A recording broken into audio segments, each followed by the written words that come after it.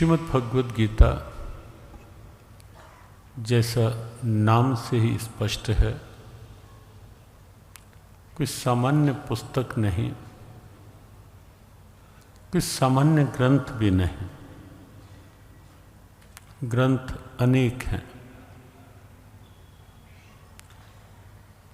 इस छोटे हनुमान चालीसा से लेकर के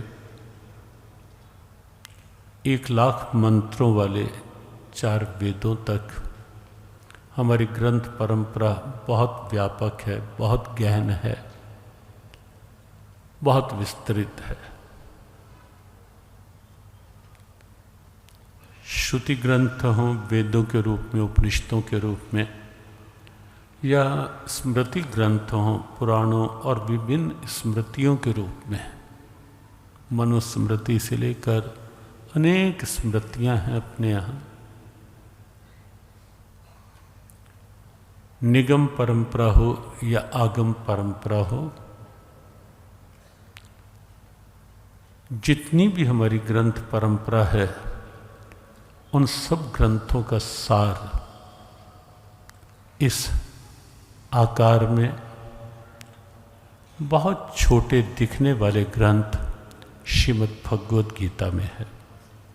गीता संपूर्ण ग्रंथों का तत्व है, संपूर्ण ग्रंथों का अमृत है।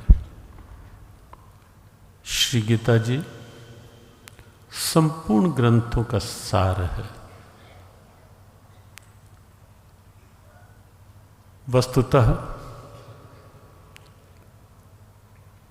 विश्व में केवल एक ही ग्रंथ है जो किसी के द्वारा लिखा नहीं गया, जिसकी रचना नहीं हुई, और सब ग्रंथों की कहीं ना कहीं रचना हुई है।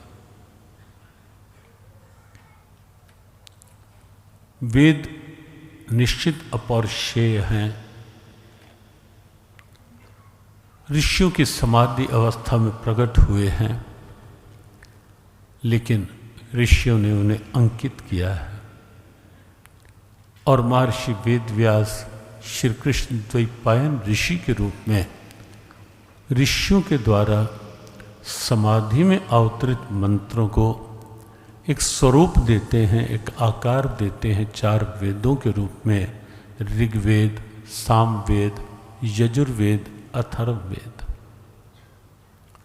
भगवद गीता वेदों का विसार है। वेद हो, पुराण हो, महाभारत हो, अकेला महाभारत ग्रंथ 1,00,000 श्लोक अपने में लिए हुए हैं। पुराणों को आप देखें, हजारों हजारों श्लोक हैं एक एक पुराण में। रामायण के तो अनेक स्वरूप हैं।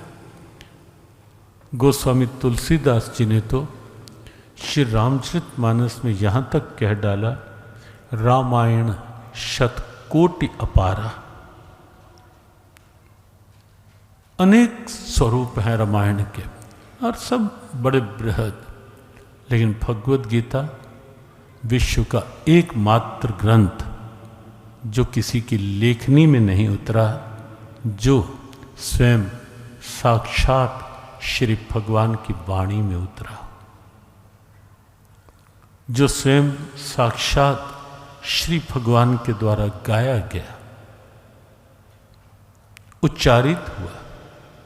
और इसीलिए विश्व में एक यही ग्रंथ है जहां आप श्री भगवानुवाच लिखा हुआ पाएंगे।